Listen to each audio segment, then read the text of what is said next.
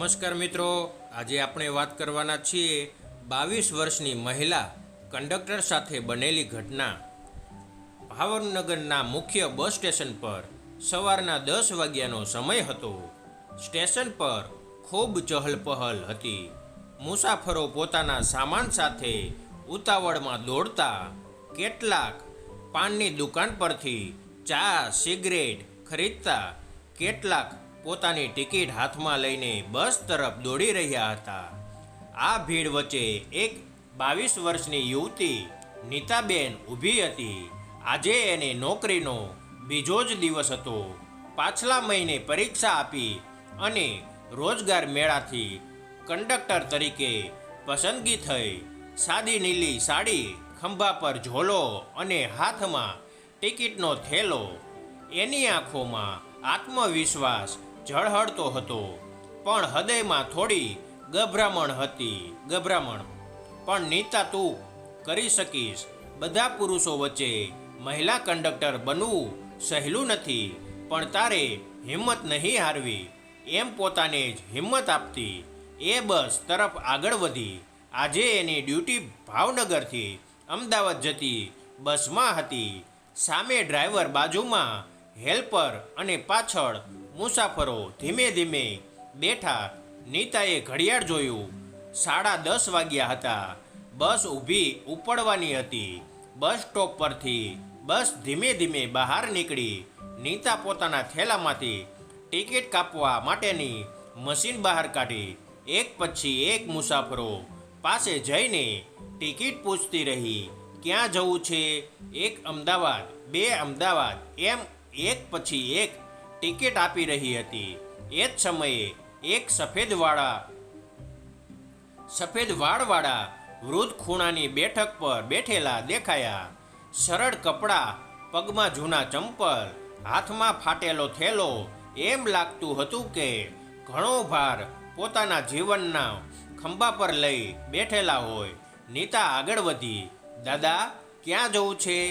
દાદાએ ધીમા અવાજમાં કહ્યું, દીકરી, બસ જ્યાં ઊભી રહે ત્યાં। નીતા થોડી અટકી ગઈ। એમ કેમ દાદા?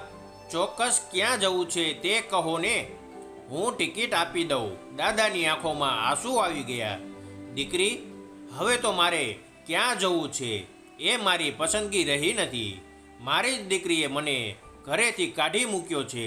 મારું તો ઘર રહ્યું નથી। મારી પાસે 1 રૂપિયો નથી। ટિકિટ શું આપું? આ વાત સાંભળતા નીતા ચોંકી ગઈ। બસના અવાજ વચ્ચે પણ એ શબ્દો એની કાનમાં ઊંડા ઉતરી ગયા। દાદાએ પોતાનો હાથ ખિસ્સામાં નાખ્યો અને એક નાની સોનાની વીંટી બહાર કાઢી। આ વીંટી જ છે મારી, તું લે દીકરી, અને એની સામે ટિકિટ આપી દે। આ સિવાય પાસે કંઈ નથી। એટલું કહીને દાદા રડી પડ્યા। નીતાની આંખમાં પણ પાણી આવી ગયું।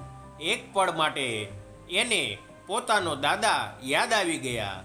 બાળપણમાં કેટલા પ્રેમથી ખંભા પર બેસાડતા, રમાડતા, વાર્તાઓ સંભળાવતા। જો આજે મારા દાદાને કોઈ બહાર કાઢી મૂકે તો, એમ વિચારતા જ એના હૃદયમાં છરી વળી ગઈ। બસમાં બેઠેલા કેટલાક મુસાફરો આ દ્રશ્ય જોઈને ચૂપ થઈ ગયા। કોઈએ પોતાની બાજુની બારી બહાર જોવાનું શરૂ કર્યું, કોઈએ આંખ આડા કાન કર્યા, પણ નીતા એવું કરી ન શકી। એ ધીમેથી બોલી, દાદા, તમારે ટિકિટ માટે વીંટી આપવાની જરૂર નથી। આ સોનું તમારા જીવનનો આધાર છે, એ ન છોડશો। દાદા હચમચી ગયા। પણ દીકરી, ટિકિટ વગર હું કેવી રીતે જાઉં? તું તો ડ્યુટી પર છે, તારું નિયમ છે। નીતાએ મૃદુ અવાજમાં કહ્યું, દાદા, નિયમથી પણ મોટું છે માનવતાનું ધર્મ। હું તમારો દંડ નહીં લઉં। આ ટિકિટ મારા પૈસામાંથી છે। એટલું કહીને એણે પોતાની ખિસ્સામાંથી રૂપિયા કાઢ્યા અને દાદાને ટિકિટ આપી દીધી। દાદાની આંખોમાંથી આંસુ સતત વહેતા રહ્યા। દીકરી, તું તો મારી પોતે જ દીકરી જેવી છે। મારા ઘરના લોહી લોકોએ મને ઠુકરાવ્યો અને આજે તું અજાણી મને પોતાનું સમજી રહી છે। મુસાફરોમાં પણ હળચળ થઈ ગઈ. કેટલાક લોકો બોલ્યા, આવી છોકરીઓ માટે જ સમાજ જીવતો રહે છે. ખરેખર આ ઈમાનદારી અને માનવતા કંડક્ટરનામાં હોવી જોઈએ. નીતા શાંત રહી, પણ એના દિલમાં એક કસમ લઈ લીધી જ, હું જ્યારે સુધી જીવીશ, ઈમાનદારી અને લાગણી ગુમાવીશ નહીં. નોકરી માત્ર પગાર માટે નથી, પણ લોકોના દુઃખમાં સાથ આપવા માટે છે. બસમાં શાંતિ છવાઈ ગઈ હતી. દાદા ધીમે ધીમે બોલતા ગયા, દીકરી, હું પહેલાં બહુ ખુશાળ જીવન જીવી રહ્યો હતો. ખેતી, ઘર, પરિવાર બધું હતું. મારી દીકરીને શિક્ષણ અપાવ્યું, સારા ઘરવાળી. પણ આજે એ જ દીકરીએ કહ્યું, તમે હવે અમારો ભાર છો, અને મને ઘર બહાર કાઢી દીધો. નીતા આ વાત સાંભળીને ચોંકી ગઈ. દાદા, દીકરી પોતાના પિતાને બહાર કાઢે એ કેવી રીતે સંભવ છે? દાદા હળવું સ્મિત કરી બોલ્યા, સંભવ છે દીકરી. પૈસા જ્યારે આંખો પર પટ્ટો બાંધી દે ત્યારે લોહીની લાગણીઓ પણ લોકો ભૂલી જાય છે. મુસાફરોમાં કેટલાક વૃદ્ધ પોતાના ચહેરા ઢાંકી વિચારી રહ્યા હતા. કોઈકના દિલમાં પોતાનું જીવન કસોટી પર ચડી ગયું હતું. એક યુવાન મુસાફરે કહ્યું, કાકા, તમે ચિંતા ન કરો. આ દેશમાં હજી પણ લોકો છે જે વૃદ્ધોને પોતાનું ગણે છે. બાજુમાં બેઠેલી એક માતાએ પોતાના બાળકને બાહે ભરતા કહ્યું, જો બેટા, આ કંડક્ટર બેન જેવા લોકો જીવનમાં પ્રેરણા છે. તું પણ મોટો થઈને ક્યારેય કોઈનો ત્યાગ નહીં કરજે. બસના વાતાવરણમાં એક અલગ જ ગરમી આવી ગઈ હતી. લોકોને લાગ્યું કે આ બસ હવે માત્ર પ્રવાસ નહીં, પણ જીવનનો પાઠ આપી રહ્યો છે. નીતા મનમાં વિચારી રહી હતી, આજે હું નોકરીના બીજા જ દિવસે આવી કસોટીમાં ઊભી છું. જો હું નિયમ પકડી રાખું તો દાદાને બસમાંથી ઉતારવો પડે, પણ જો માનવતા પકડી રાખું તો મારી ઈમાનદારી સાબિત થશે. એણે નક્કી કર્યું, મારા માટે સાચું એ છે કે દાદાને માન આપવું. નિયમ પછી આવે. એણે પોતાના મનમાં પ્રાર્થના કરી, હે ભગવાન, મને એવી શક્તિ આપજે કે હું આ દાદા જેવા બેધર લોકો માટે કંઈક કરી શકું. બસ ધીમે ધીમે ગામડામાંથી પસાર થઈ રહી હતી. ખેતરોમાં લીલોતરી, રસ્તા પર નાના ધાબા, ચાની દુકાનો, બધું જીવનની સાદગી બતાવી રહ્યું હતું. દાદા બારી બહાર જોઈ રહ્યા હતા. તેમના ચહેરા પર દુઃખ હતું, પણ નીતા સાથેની વાતો પછી થોડી શાંતિ પણ હતી. નીતા દાદાને પાણીની બોટલ આપતા બોલી, દાદા, થોડીક હિંમત રાખજો. બધું ખતમ થઈ ગયું એમ નથી, કોઈક રસ્તો તો ખુલશે જ. દાદા ધીમેથી બોલ્યા, દીકરી, તું જે કહી રહી છે એ જ મારી માટે આશા છે. નહીંતર હું તો હવે એકલો પડી ગયો છું. હવે આખી બસ દાદાની વાત સાંભળવા ઉત્સુક થઈ હતી. એક મુસાફરે પૂછ્યું, કાકા, તમને ક્યાં જવું છે? હવે દાદાએ કહ્યું, મને અમદાવાદ જવાનું છે. ત્યાં મારા એક જૂના મિત્ર રહે છે. કદાચ એ જ મને આશરો આપે. નીતા બોલી, તો પછી ચિંતા કેમ? હું તમને ત્યાં સુધી સલામત પહોંચાડીને જ રહીશ. દાદાની આંખોમાં કૃતજ્ઞતા આવી ગઈ. બસ મધ્યાહે એક નાના ગામે રોકાઈ. મુસાફરો ઉતરીને ચા નાસ્તો કરવા લાગ્યા. નીતા દાદાને પૂછે છે, દાદા, તમને કંઈ ખાવાનું છે? દાદા સંકોચથી બોલ્યા, દીકરી, ભૂખ તો છે, પણ મારા પાસે કંઈ નથી. નીતા સ્મિત સાથે ધાબા પર તરફ ગઈ અને 2 થાળીઓ મગાવી, એક દાદા માટે, એક પોતાના માટે.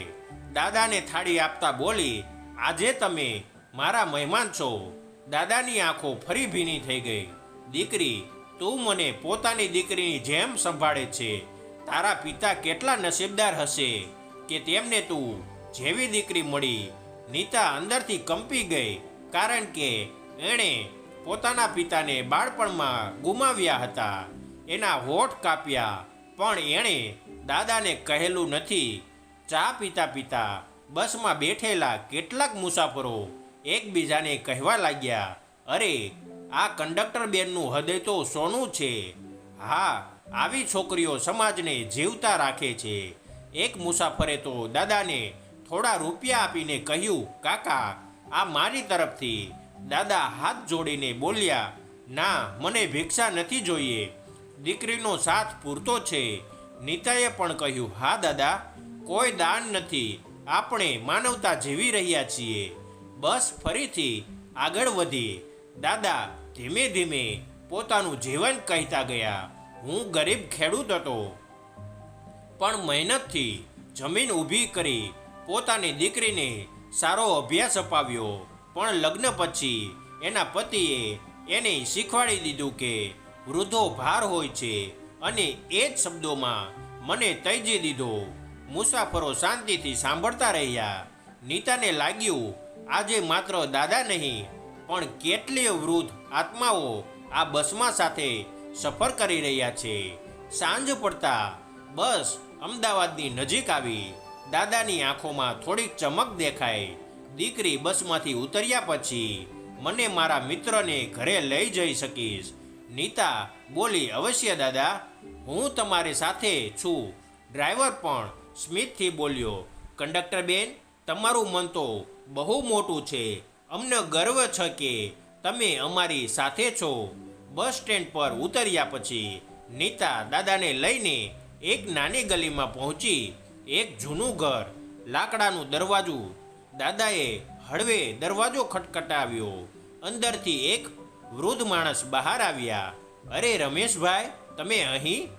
દાદાની આંખોમાંથી આંસુ વહી ગયા. હા મિત્ર, ઘરમાંથી કાઢી મૂક્યો, હવે તારી પાસે જ આશરો માગવા આવ્યો છું. મિત્રે તરત જ બાહોમાં ભરી લીધા. મિત્ર, ઘર તારા માટે હંમેશા ખુલ્લું છે, ચાલ અંદર. દાદા મિત્રના ઘરમાં દાખલ થયા ત્યારે નીતા બહાર ઊભી રહી. દાદાએ વળીને જોયું, દીકરી, તું જ ભગવાન છે મારા માટે. આજે જો તું ના હોત તો હું રસ્તા પર પડી ગયો હોત. નીતા ધીમે બોલી, દાદા, હું તો બસ મારી ફરજ કરી. આશીર્વાદ આપો કે હંમેશા ઈમાનદારી અને માનવતા સાથે જીવતી રહી શકું. દાદા હાથ ઊંચા કરીને આશીર્વાદ આપતા બોલ્યા, તારો પ્રકાશ ક્યારેય બુજાય નહીં દીકરી. નીતા હળવી સ્મિત સાથે પાછી બસ સ્ટેન્ડ તરફ ચાલી ગઈ. એના દિલમાં સંતોષ હતો. આજની સફર માત્ર એક ડ્યુટી નહોતી, પણ જીવનનો પાઠ હતી.